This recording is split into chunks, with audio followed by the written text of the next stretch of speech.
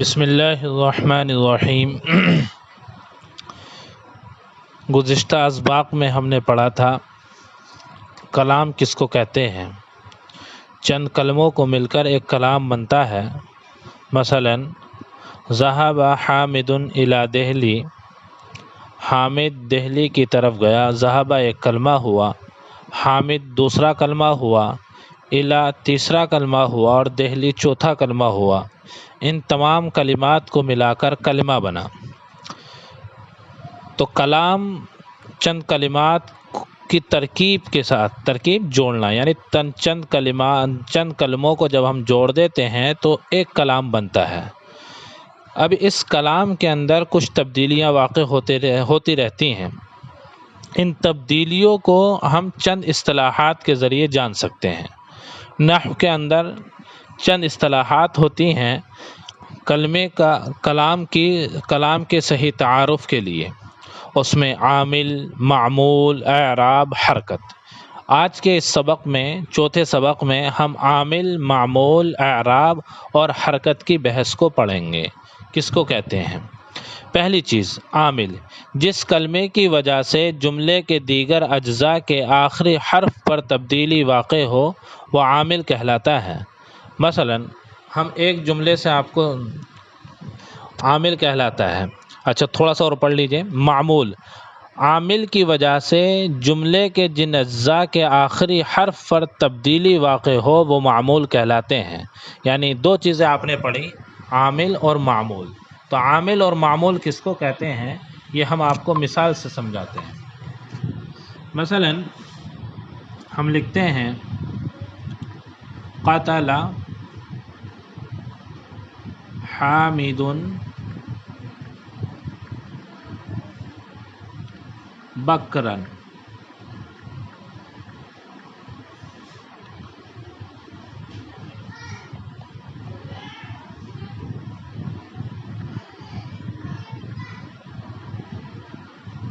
قتل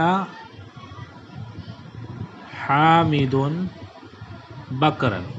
اب اس میں دیکھیے قتلہ نے جو کہ فعل ہے، اس نے حامد کو فاعل ہونے کی وجہ سے پیش دیا اور بکرن کو مفعول ہونے کی وجہ سے زبر دیا۔ تو قتلہ اس میں عامل ہوا اور حامد اور بکرن اس میں معمول ہوئے، چونکہ قتلہ ہی بتا رہا ہے کہ ہمیں حامد کو کیا دینا ہے اور بکر کو کیا دینا ہے۔ اب یہ بات کھل کر ہمارے سامنے آ گئی کہ عامل کس کو کہتے ہیں اور معمول کس کو کہتے ہیں۔ اسی طریقے سے ہم کہہ سکتے ہیں ذہب حامد الی دہلی، حامد دہلی کی طرف گیا۔ تو ذہب یہ عامل ہوا، اس کا جو معمول ہے حامد یہ معمول ہوا، حامد معمول ہوا اور الی پھر یہ عامل ہوا اور دہلی معمول ہوا۔ یعنی الی نے جر دیا ہے، زیر دیا ہے دہلی کو، تو دہلی کیا ہوا؟ معمول ہوا۔ اب بات کھل کر سامنے آ گئی، قتل عامل، حامد اور بکر ہوئے معمول۔ تیسری چیز یہ صاحب کتاب سمجھانا چاہ رہے ہیں اعراب۔ عامل اپنے معمول کے آخری حرف پر جن علامتوں کے ذریعے تبدیلی پیدا کرتا ہے وہ علامت اعراب کہلاتی ہیں۔ مثلاً اس کو بھی ہم مثال سے سمجھ سکتے ہیں۔ دیکھیے قتل حامد بکرا، قتل یہ عامل ہے تو اس نے اپنے معمول حامد کو پیش دیا، تو یہ جو پیش آ رہا ہے یہ پیش اعراب کہلائے گا، اور بکرن کے اوپر جو زبر آ رہا ہے یہ زبر بھی کیا کہلائے گا؟ اعراب کہلائے گا۔ اب اس سے آگے دیکھیے آگے کیا لکھا ہے انہوں نے، وہ علامت اعراب کہلاتی ہیں۔ اچھا اعراب یہ دو طرح کا ہوتا ہے، ایک اعراب بالحرکت یعنی رفع پیش سے، نصب زبر سے، جر زیر سے اور جزم سکون سے، اور اس کو اصل اعراب کہتے ہیں۔ جیسے لم یفتح الحارس باب البیت۔ اس مثال کو ہم اچھے سے سمجھاتے ہیں آپ کو۔ یہاں لکھتے ہیں ہم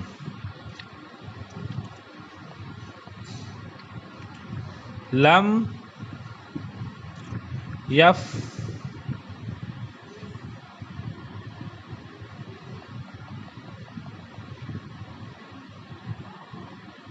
یفتح الحارس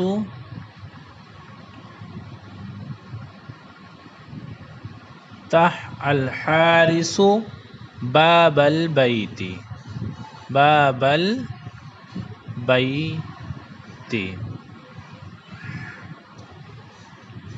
اچھا، ایک دوسری مثال لیتے ہیں ہم۔ نصر المسلمون الرجلین،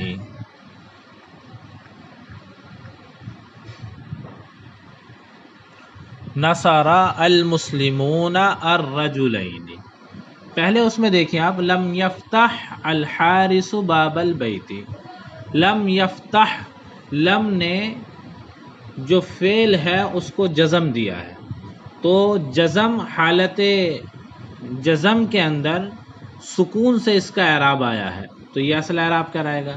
اسی طرح یہ فتح یفتح فعل نے الحارس کو فاعل ہونے کی وجہ سے پیش دیا ہے، تو یہ جو پیش آ رہا ہے یہ اصل حرکت کہلائے گی۔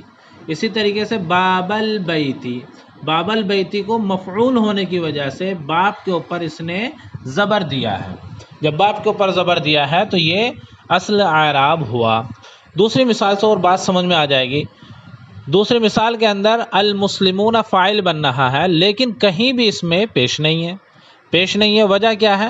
کیونکہ اس کا اعراب جو آ رہا ہے وہ واو نون کے ذریعے سے آ رہا ہے، کیونکہ جمع مذکر سالم کا اعراب حالت رفعی کے اندر واو نون سے آتا ہے، تو واو نون اس بات کا پتہ دے رہا ہے کہ المسلمون یہاں پر فاعل بننا ہے، تو یہاں اعراب جو آیا وہ پیش سے نہیں آیا بلکہ اعراب آیا ہے واو اور نون کے ذریعے سے۔ اسی طریقے سے الرجلین، یہاں پر مفعول بن رہا ہے، مفعول کیسے پتہ چلا؟ مفعول بننا ہے اور مفعول کے اوپر زبر آتا ہے، تو حالانکہ زبر آ رہا ہے نون کے اوپر لیکن وہ زبر نصب والا نہیں ہے بلکہ حالت نصبی میں یا نون کے ذریعے سے ہوتا ہے اس کا اعراب، تو یا نون نے ہمیں بتایا کہ الرجلین یہاں پر مفعول بن رہا ہے۔ تو سیدھی سیدھی بات یہ ہوئی کہ اعراب کی دو قسمیں ہیں، اعراب بالحرکت جیسا کہ پہلی مثال کے اندر واضح ہوا، اور اعراب بالحرف جو کہ دوسری مثال کے اندر واضح ہوا۔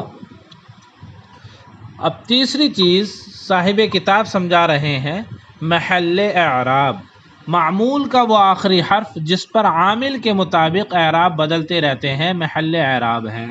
جیسا کہ مثال کے اندر بتایا محل اعراب ہے، جیسے بعث الخادمان العاملین الی، یہ بڑی مثال ہو رہی ہے، ہم آپ کو چھوٹی مثال سے سمجھا رہے ہیں، اس کو مٹا دیتے ہیں۔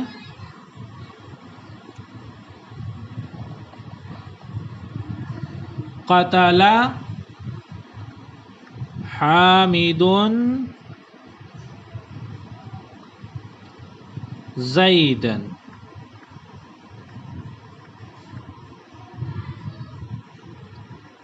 قتل حامد زیدا۔ اب اس میں محل اعراب کو ہمیں دیکھنا ہے کہ محل اعراب کون سا ہے۔ محل اعراب یعنی قتلہ جو فاعل ہے یہ کس لفظ کو اعراب، حروف تہجی کے کس لفظ کو یہ جو ہے اعراب دے گا، قتلہ یعنی حامد اگر فاعل بن رہا ہے، فاعل میں پیش آتا ہے تو یہ پیش کس کو دے گا؟ دال کو دے گا، تو یہ دال جو ہوا یہ دال محل اعراب ہوا۔ اسی طریقے سے زیدن کے اندر آپ دیکھیے، زیدن مفعول بن رہا ہے تو اس نے زبر کس کو دیا ہے؟ اس نے زبر دیا ہے دال کو دیا ہے۔ یہ غلطی سے ہم سے الف پہ لگ گیا ہے زبر ہم لگاتے ہیں دال پر، اور یہ تو محل اعراب اس میں کیا ہوا؟ دال ہوا۔ تو اب آپ سمجھ گئے ہوں گے عامل کس کو کہتے ہیں، معمول کس کو کہتے ہیں، اعراب کس کو کہتے ہیں، اور محل اعراب کس کو کہتے ہیں۔ اب آخری چیز ہے حرکت۔ حرکت کس کو کہا جاتا ہے؟ کہہ رہے ہیں حرکت کلمے میں ماقبل آخر سارے حروف پر جو علامتیں آتی ہیں وہ حرکت کہلاتی ہیں۔ مثلا ہم آپ کو مثال سے سمجھاتے ہیں اس کو بھی، دیکھیے قتل حامد زیدا۔